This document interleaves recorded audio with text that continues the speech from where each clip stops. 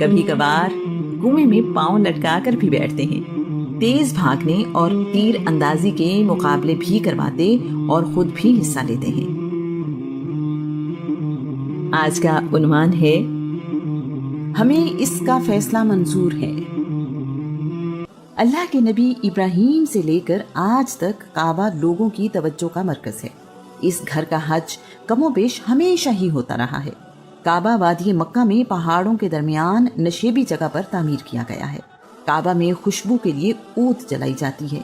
اسی آگ سے کعبے کے دروازے پر ڈالا گیا پردہ جل گیا اور کعبے کی عمارت کو آگ سے نقصان پہنچا ہے۔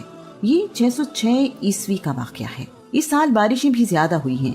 سارا پانی کعبہ اور اس کے ارد گرد جمع ہو گیا ہے، جس کی وجہ سے کعبے کی دیواروں میں دراڑیں آ گئی ہیں۔ عمارت کی چھت نہ ہونے کی وجہ سے بھی بارش کا پانی جمع ہو جاتا ہے۔ دیواروں کی مضبوطی بہت کم ہے۔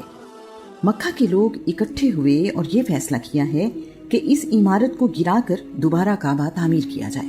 نئی تعمیر سے پہلے کعبے کی دیواروں کی لمبائی کچھ یوں ہے۔ حجر اسود سے رکن شامی، وہ کونا جو ملک شام کی طرف ہے، 23 ہاتھ۔ رکن شامی سے رکن عراقی، وہ کونا جو ملک عراق کی طرف ہے، 22 ہاتھ۔ رکن عراقی سے رکن یمانی، وہ کونا جو یمن کی طرف ہے، 31 ہاتھ۔ رکن یمانی سے حجر اسود تک 20 ہاتھ۔ ان دیواروں کی بلندی 9 ہاتھ ہے۔ 1 ہاتھ کی لمبائی 1 گز یعنی 3 فٹ کے برابر ہوتی ہے۔ حجر اسود اور رکن شامی والی دیوار کے درمیان بیت اللہ کے اندر جانے کا راستہ ہے۔ یہ راستہ کھولنے یا بند کرنے کے لیے کوئی دروازہ نہیں ہے۔ کوئی بھی بیت اللہ کے اندر جا سکتا ہے۔ بارش کا پانی کعبے کے اندر یا مطاف دونوں جگہوں پر ایک ہی سطح پر موجود ہوتا ہے۔ اس سال کے سیلاب نے عمارت کو اس قدر نقصان پہنچایا ہے، ڈر ہے کہ عمارت کسی بھی وقت گر سکتی ہے۔ عبداللہ بن عبد المطلب کے ماموں ابو واہب نے باقی سرداروں کی موجودگی میں طے کیا ہے کہ کعبے کی حرمت یہ تقاضا کرتی ہے کہ کعبے کی تعمیر صرف حلال کمائی سے ہی کی جائے۔ اس کے لیے سب سے حلف لیا گیا ہے کہ کسی بھی ایسے کام سے کمائی ہوئی دولت استعمال نہیں ہوگی جو حرام یا ممنوع ہو، نہ تو کسی سے لوٹا ہوا مال استعمال ہوگا، نہ جوئے میں جیتی ہوئی رقم۔ کعبے میں موجود تمام بت اٹھا لیے گئے ہیں اور انہیں احتیاط کے ساتھ سنبھال لیا گیا ہے۔ نئی تعمیر کا فیصلہ کر لینے کے بعد مشکل مرحلہ یہ ہے کہ کعبے کی عمارت کو گرائے کون۔ اس کام کے لیے کوئی بھی تیار نہیں ہے۔ لوگوں کا خیال ہے کہ جو بھی اس عمارت کو گرائے گا اس پر مصیبت اور آفت آ جائے گی، حالانکہ ایسا کسی بے حرمتی یا بری نیت سے نہیں کیا جا رہا۔ ولید بن مغیرہ مخزومی نے ہمت دکھائی، کدال پکڑی اور کعبے کی دیوار توڑنا شروع کر دی۔ سب لوگ اگلی صبح کا انتظار کر رہے ہیں اور ڈر رہے ہیں کہیں ولید پر کوئی مصیبت نہ آ جائے۔ ولید پر کوئی مصیبت نہیں ٹوٹی تو سب لوگ اس میں شامل ہو گئے۔ کعبے کی دیواریں مکمل طور پر گرا دی گئی اور نئی تعمیر کے لیے جگہ ہموار کر دی گئی ہے۔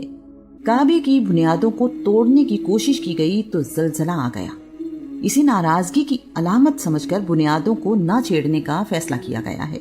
کعبے کی تعمیر اللہ کے نبی ابراہیم کی تعمیر کردہ بنیادوں پر ہی کی جا رہی ہے۔ انہی دنوں جدہ کی بندرگاہ پر ایک یونانی بحری جہاز ٹکڑے ٹکڑے ہو گیا ہے۔ بحری جہاز یمن میں ایک کلیسا کی تعمیر کے لیے سامان لے کر جا رہا تھا۔ مکہ والوں کو اس بات کا پتہ چلا تو ولید بن مغیرہ کو ہی جہاز کی لکڑی خریدنے کے لیے بھیجا گیا ہے۔ ولید لکڑی کے علاوہ ایک رومی کاریگر بھی اپنے ساتھ لے آیا ہے۔ اس رومی کاریگر کا نام باقوم ہے۔ باقوم کعبے کی تعمیر کی نگرانی کے لیے موجود ہے۔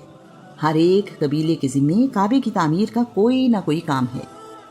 پتھر بڑے بھی ہیں اور بھاری بھی۔ وہ لوگ ایک پتھر اٹھا کر لاتے ہیں اور دیوار کعبہ کی تعمیر کے لیے رکھ دیتے ہیں۔ اسی طرح دیوار بنتی جا رہی ہے۔ رسول اللہ اپنے چچا عباس کے ساتھ پتھر لاتے ہیں اور اپنے حصے کی دیوار میں نصب کرتے ہیں۔ عباس رسول اللہ سے 3 سال بڑے ہیں۔ اس وقت رسول اللہ کی عمر 35 سال ہے۔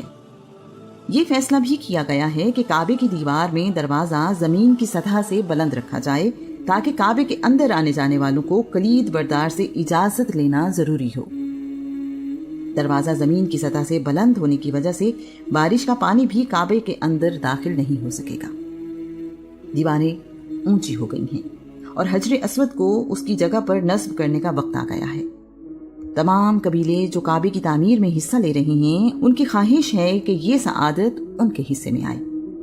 یہ کوئی آسان فیصلہ نہیں ہے، کوئی ایک قبیلہ بھی اس حق سے پیچھے ہٹنے کو تیار نہیں۔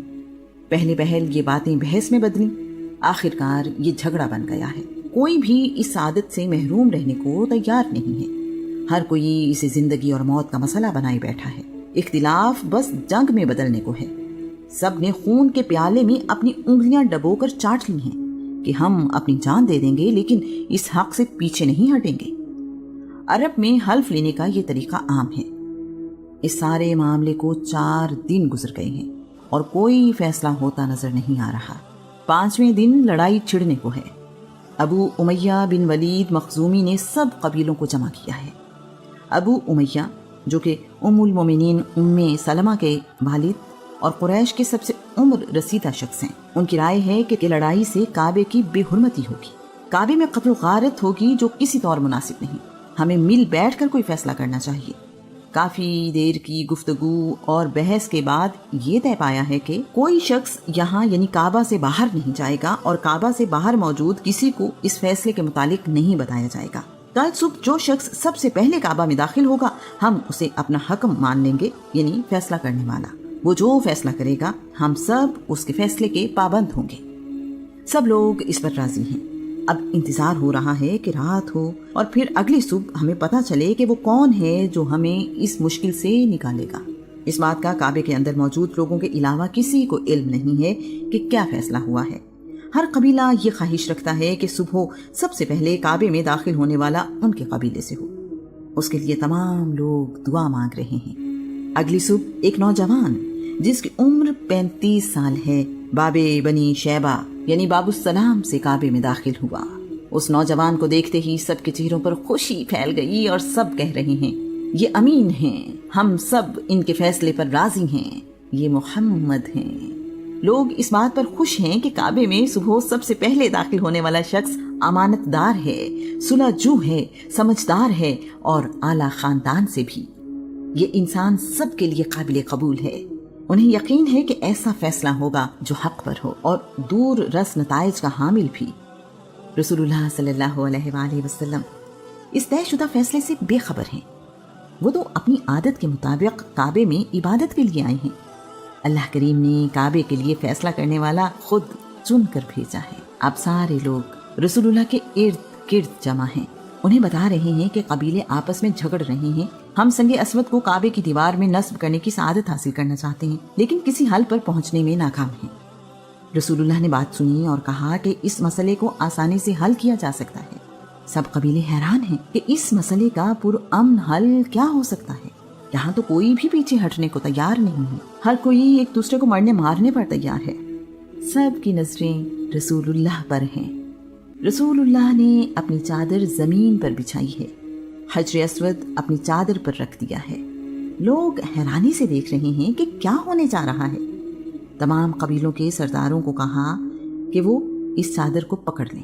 کچھ قبیلوں کے سرداروں نے چادر کونوں سے پکڑی، باقی قبیلوں کے سرداروں نے چادر کو مختلف جگہوں سے پکڑ لیا ہے۔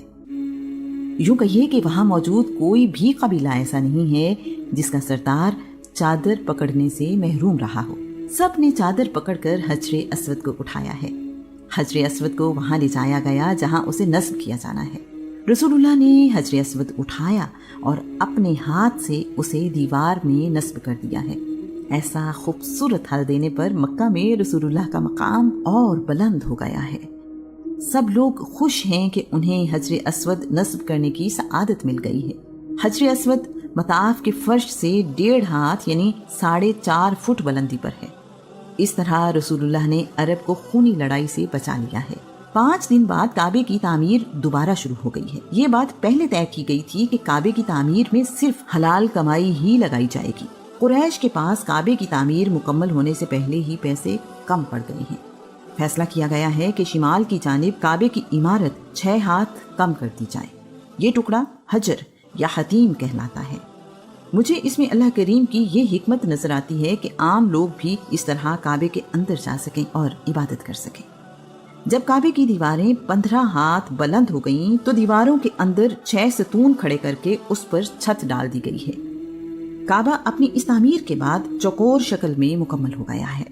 اس کے بعد کعبے میں دوبارہ بت رکھ دیے گئے ہیں۔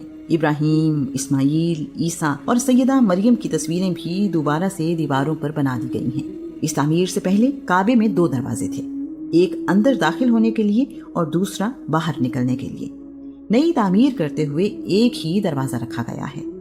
سیدہ عائشہ روایت کرتی ہیں کہ فتح مکہ کے بعد رسول اللہ نے کہا، عائشہ تم نے دیکھا کہ سرمایہ کم ہو گیا تو انہوں نے حجر کا حصہ کعبے سے باہر نکال دیا۔ اگر تمہاری قوم نئی دین میں داخل نہ ہوئی ہوتی تو میں کعبے کو گرا دیتا، اس کے مشرقی اور مغربی سمت میں دروازے رکھتا، حجر کو کعبے میں شامل کر دیتا۔ قریش کا دل رکھنے کی خاطر کعبے کی عمارت کو ابراہیم کی بنائی ہوئی بنیادی شکل میں تعمیر نہ کرنا رسول اللہ کی رواداری اور حسن اخلاق کی اعلیٰ مثال ہے۔